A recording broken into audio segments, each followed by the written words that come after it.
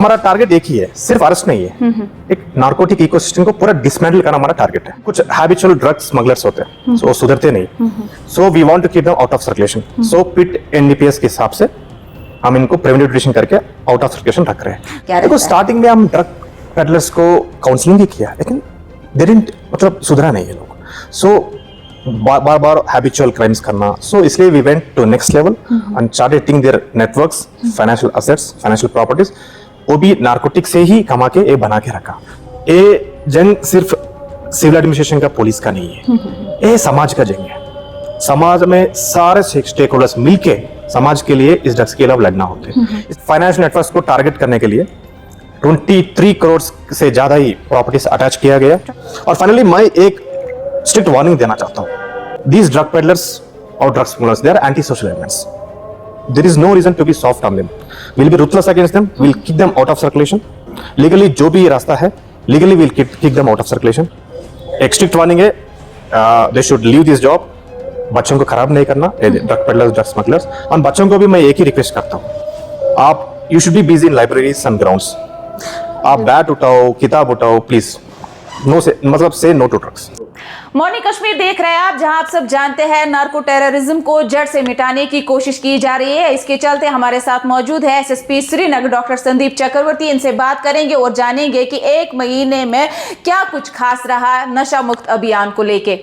Sir बहुत बहुत शुक्रिया वक्त देने के लिए। मेरा पहला सवाल आपसे रहेगा, एक महीना हो गया नशा मुक्त अभियान की मुहिम को, तो क्या कुछ रहा इस एक महीने में? Thank you. नशा मुक्त भारत अभियान सिर्फ एक पुलिस कैंपेन नहीं है, हमारा honourable LG Shri Manoj Sinha sir के विजन के तहत एक नेशनल मिशन है और जन आंदोलन है। ड्रग्स सिर्फ एक क्रिमिनल इश्यू नहीं है, ड्रग्स एक सोशल, एक इकोनॉमिकल और नेशनल सिक्योरिटी चैलेंज भी है। हम सब मिलकर, जैसे पुलिस है, पेरेंट्स है, स्टूडेंट्स है, एजुकेशन इंस्टीट्यूशन से, खासतौर पे रिलीजियस लीडर्स है और सिविल सोसाइटी से और यूथ, सब मिलके काम करना होगा। जैसे आपने पूछा लास्ट 1 मंथ में क्या किया हमने, लास्ट 1 मंथ में इस अभियान के हिसाब से हमने एक श्रीनगर पुलिस एक अग्रेसिव और एक एक्शन ओरिएंटेड स्ट्रैटेजी प्लान करके अभी तक लास्ट 1 मंथ में 101 एनडीपीएस केसेस रजिस्टर किया और 143 नोटोरियस ड्रग पेडलर्स को अरेस्ट किया गया। और इसके साथ फाइनेंशियल नेटवर्क्स को टारगेट करने के लिए 23 करोड़ से ज्यादा ही प्रॉपर्टीज अटैच किया गया। 23 करोड़ या एंड इलीगल कंस्ट्रक्शन को डेमोलिश भी किया गया, which are proceeds of narcotics. And बहुत कई बैंक अकाउंट्स को भी फ्रोजन किया गया।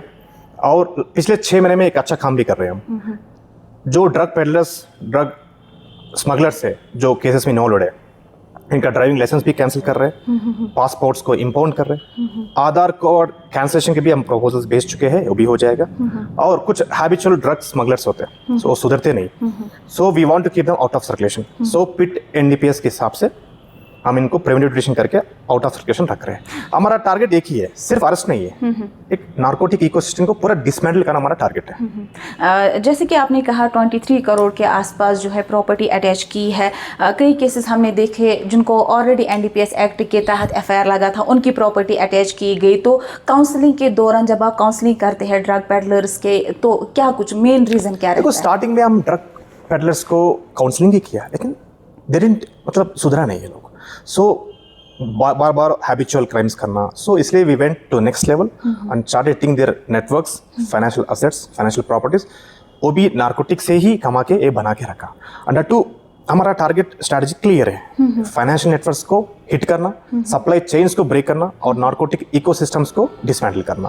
और इसमें हम टेक्नोलॉजी को और आर्टिफिशियल इंटेलिजेंस को भी यूज कर रहे हैं, जैसे हॉटस्पॉट्स को मैपिंग करना और सस्पिशियस फाइनेंशियल पैटर्न्स को फॉलो करना और हैबिचुअल ऑफेंस को पकड़ना। सो मॉडर्न पुलिसिंग सिर्फ नाका चेकिंग नहीं है, एक डाटा ड्रिवन पुलिसिंग और इंटेलिजेंस बेस्ड टारगेटिंग भी है। तो ये भी जानना चाहेंगे आपसे, स्कूल्स में, कॉलेजेस में किस तरह से लोग इसमें शामिल होते हैं, किस तरह की कैंपेनिंग की जाती है और वालिदैन का कैसा इसमें रहना चाहिए, किस तरह से वालिदैन का ये रहना चाहिए कि वो अपने बच्चों को ड्रग्स से दूर रखें? Thank you for asking nice question. Education institutions, schools, colleges, private tutorials, खासतौर पे परेपुरा में, राजबाग में, हमारा फोकस एरिया से। क्यों? हमारा मेन प्रायोरिटी है यूथ है। यूथ को बचाना मेन प्रियोरिटी है। तो इसलिए हर जगह हम अवेयरनेस प्रोग्राम्स क्रिएट करें। आप if you remember last 1 month back भी हम अमर सिंह कॉलेज से ही शुरू किया ये नशा मुक्त भारत अभियान श्रीनगर में। सो थाना लेवल पे, मोहल्ला लेवल पे, बहुत स्कूल्स में, कॉलेजेस में, प्राइवेट ट्यूटर्स में हम अवेयरनेस प्रोग्राम्स क्रिएट कर रहे हैं, कंटिन्यू करेंगे। और पेरेंट्स है, जैसे आपने बोला, ये जंग सिर्फ सिविल एडमिनिस्ट्रेशन का, पुलिस का नहीं है, ये समाज का जंग है। समाज में सारे स्टेक होल्डर्स मिलके समाज के लिए इस ड्रग्स के खिलाफ लड़ना होते हैं। इसमें खास रोल है पेरेंट्स का है, फैमिलीज का है, एजुकेशन इंस्टीट्यूशंस का है, रिलीजियस लीडर्स का है। इसका रोल बहुत होता है, इसका इम्पैक्ट भी बहुत होता है समाज में। और सिविल सोसाइटीज भी है, यूथ है, हम सब मिलके इस जंग का लड़ना होते हैं। और मैं एक रिक्वेस्ट करना चाहता हूँ कम्युनिटी से, कम्युनिटी पार्टिसिपेशन रहेगी तो हम जरूर जीतेंगे ये जंग। कम्युनिटी पार्टिसिपेशन मतलब हमको सपोर्ट करना और इनपुट्स, इन्फॉर्मेशन को शेयर करना। कुछ लोग डरते हैं पुलिस को इन्फॉर्मेशन शेयर करे तो क्या होगा, हमारा नाम रिवील करेंगे, हमारा नाम सबको पता चलते, because they fear drug peddlers, drugs smugglers. इसमें कोई डरने की जरूरत नहीं। इनका नाम, आइडेंटिटी रिवील नहीं करेंगे, अनोनिमस रखेंगे, इनको सूटेबल रिवॉर्ड भी करेंगे।